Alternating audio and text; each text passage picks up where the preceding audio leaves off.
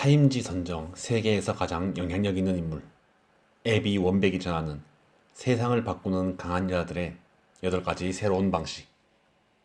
안녕하세요. 사서K입니다. 오늘 소개해드릴 책은 기울어진 운동장을 평평하게 만든다는 여성들을 위한 선언문을 썼다고 얘기하는 애비 원백의 우리는 언제나 늑대였다라는 책입니다. 사실 기울어진 운동장을 평평하게 만든다는 여성들을 위한 선언문이라는 이 책을 읽으면서 조금은 머뭇거리게 되었습니다.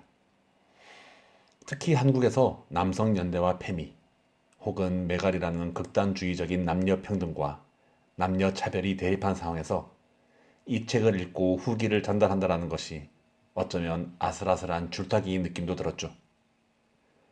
평소에 후기를 쓰면서 쉽고 가볍게 편집자의 의도와 더불어 그 의도에 대한 저의 의견, 그리고 저의 그 동의를 쓰는 편이었는데요. 하지만 이번 책의 후기는 어떻게 써야 할지 고민을 많이 하게 되었습니다. 지금 이 후기 대본을 정리하면서도 어떻게 시작을 하고 어떻게 끝을 맺어야 할지 머릿속에서 정리가 잘 안 되어 있는 느낌이 들긴 하지만 가볍게 한번 정리해 보도록 하겠습니다. 먼저 이 책의 후기를 쓰기 전에 남녀 평등과 남녀 차별에 대한 제 입장을 짧게 얘기하고자 합니다. 저는 딱 중립이라는 입장을 대변한다고 생각하는데요. 남성들이 차별당한 사건이나 기사를 접하게 되면 그에 대한 의견과 비판을 가지고, 여성들이 차별을 당했다거나 여성이기 때문에 당해야 했던 사건 사고들에 대한 기사를 접하게 되면 그에 대한 의견과 비판을 가지게 됩니다. 때문에 소위 한남이라거나 쿵쿵이, 이렇게 서로가 서로를 무시하고 헐뜯고 비아냥거리는 그러한 의견에는 동조를 전혀 하고 있지 않다는 이러한 제 입장을 먼저 밝히고, 남성편 또는 여성편, 남성편 혹은 여성편이라는 입장 없이 단순한 개인의 입장이 들어가 있음을 먼저 알리면서 책에 대한 이야기를 시작해 보겠습니다. 이거 서론이 너무 길었나요? 네. 먼저 이 책의 저자인 애비 원백이라는 인물에 대해서 짧은 소개가 필요할 것 같은데요. 애비 원백은 과거에 타임지가 선정한 세계에서 가장 영향력이 있는 인물로도 선정이 될 만큼 여성을 대표하는 목소리를 내는 것으로 유명합니다. 애비 원백은 2001년부터 2015년까지 미국 여자축구 국가대표로 활약을 하며 255경기에 출전하여 184득점을 기록하는 등 여자 축구로서 한 획을 그은 선수입니다. 더불어 2013년 자사의 오랜 동료였던 세라 허프먼이라는 여성과 동성 결혼을 하였으며 2016년에 헤어진 이후 그해 여성 작가인 글래넌 도일 멜턴과 교제 후에 2017년 결혼을 하여 지금까지 지내고 있다고 알려져 있는데요. 이렇듯 원백이라는 인물을 찾아보면 위대한 여자 축구 선수, 그리고 동성애자로서의 이야기가 많이 나옵니다.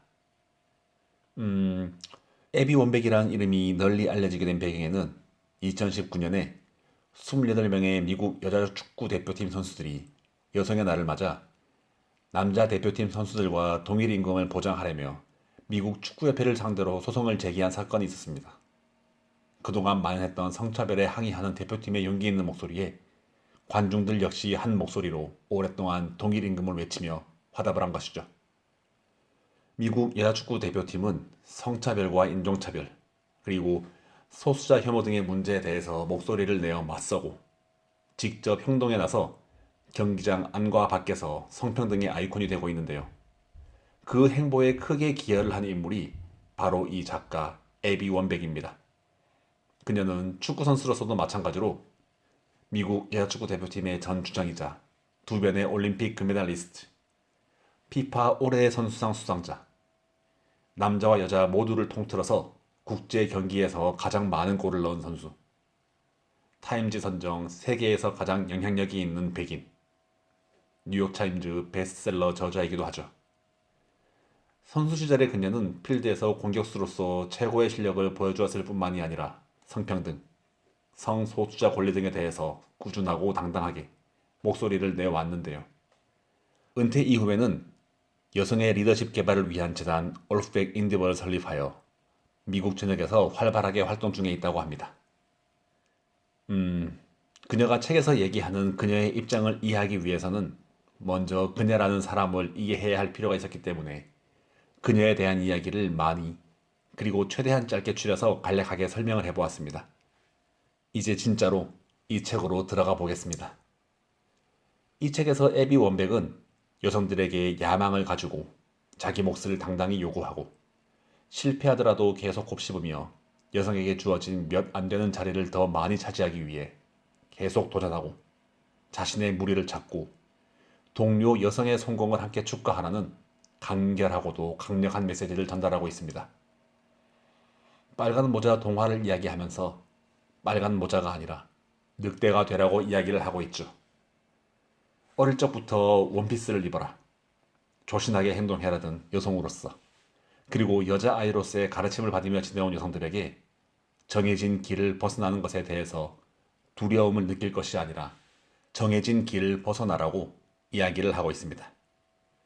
저는 이 동화가 이렇게 해석이 될 수 있다는 것에 참 감탄을 했습니다.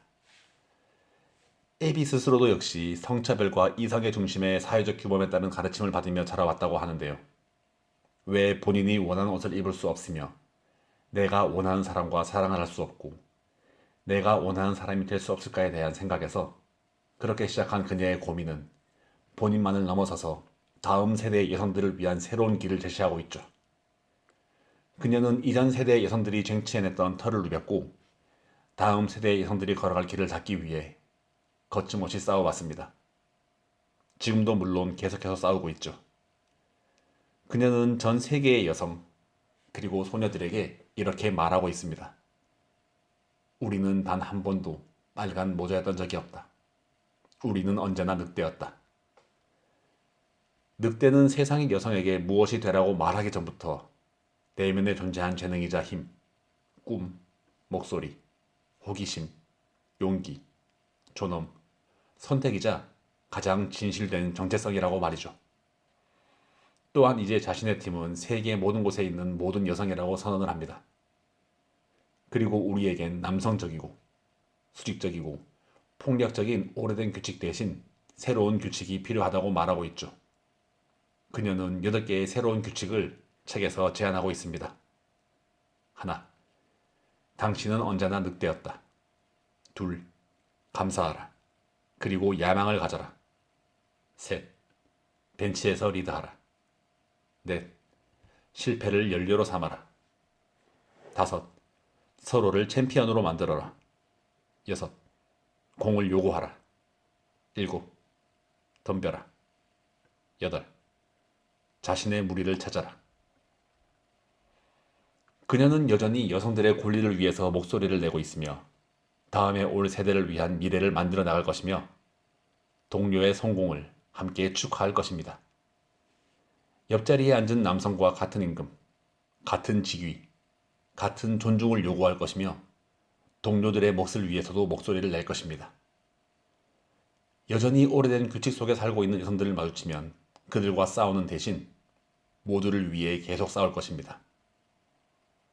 애비는 삶은 외로운 늑대로 살아가는 여정이 아니기에 우리 모두에게는 무리가 필요하다고 말합니다. 함께 세상을 바꾸고 변화를 만들어 나갈 수 있을 것이라고 말합니다. 책을 통해서 애비 작가는 본인이 바라는 여성상을 여성들에게 전하고 있습니다. 저는 여성이 아니고 그녀와 다른 국가, 다른 대륙의 전혀 다른 문화권에서 살아왔기 때문에 사회에서의 인식부터 여성 인권 운동의 역사 등 다른 삶을 살아왔고 살아가고 있습니다. 때문에 저는 개인적으로 이 책을 이렇게 생각을 하면서 읽었습니다. 이 책은 여성들만을 위한 책이 아니라 남성들을 위한 책이기도 하다. 그녀가 책에서 얘기하는 내용들은 남성들에게도 접목시킬 수 있으며 우리가 만나는 여성들 중에는 이러한 목소리를 강하게 외치는 사람들도 있다. 그에 동의한 여성들도 많이 있다. 그렇기에 서로를 이해해야 한다고 말이죠. 물론 저도 지금까지 역사적으로 여성들이 남성들에 비해서 차별을 받아왔고 불이익을 받아왔다고 생각하고 있습니다. 때문에 눌려있던 여성들의 목소리가 뒤늦게 터지기 시작했다고도 생각할 수 있겠죠. 원인이 있어야 결과가 생긴다는 당연한 원리처럼 여성들이 지금까지 억압을 받아왔기 때문에 그것을 해소하고 해결하기 위해서 목소리를 내고 있다고 전 그렇게 생각을 합니다. 이러한 세계적으로 펼쳐지는 여성들의 목소리를 저는 존중합니다. 그리고 그녀들의 목소리에는 힘이 있다고 생각을 합니다. 단순히 자신들이 차별을 받았고 억압을 받아왔다는 호소가 아니라 이러한 문제를 해결하기 위해서 스스로가 인식을 하고 당당히 맞서야 하고 이겨내야 한다고 말합니다. 편 가르기가 아니고 응원의 목소리라고 생각을 합니다. 때문에 한국에서 많은 사람들이 첨예하게 대립하고 있는 젠더 문제를 조금 다르게 바라봐야 할 필요가 있다고 생각을 합니다. 예로부터 정치계에서부터 시작을 해서 많은 분야에서 많은 사람들이 그렇게 대립을 하고 있을 경우 자신들의 논리를 앞세워서 설득을 하고 자신들의 의견을 펼치는 것이 아니라 네거티브 전략을 두어서 상대방을 깎아내리기 바빴죠. 물론 지금도 그렇다고 생각을 합니다. 이러한 배경에서 자신들의 논리를 내세우는 것보다 상대방을 깎아내리는 것이 더 쉽다고 여겨지게 되고 그렇기 때문에 남녀 모두 서로를 비방하고 헐뜯고 깎아내리고 있다고 생각을 합니다. 이러한 문제가 있으니 해결을 하자가 아니고 이러한 문제가 있었고 이 문제는 지금까지 우리가 받았으니 이제는 너희들이 이 문제를 가지고 고생해봐. 그리고 지금까지 고생해온 우리들은 이러한 권리를 누릴 자격이 있어. 라고 강조하는 것 같은 느낌이었습니다. 에비 원백 그녀도 이 책을 통해서 이야기하는 바는 그러한 갈등을 조정하고 싸우자는 목소리가 아닐 것입니다.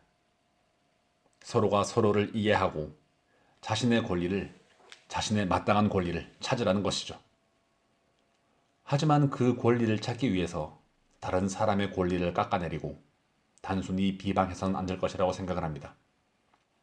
이 책의 주된 테마가 남녀 문제, 젠더 문제였기 때문에 다소 다양한 의견이 나올 수 있는 테마에 대해서 제 의견을 좀 언급하게 되었는데요.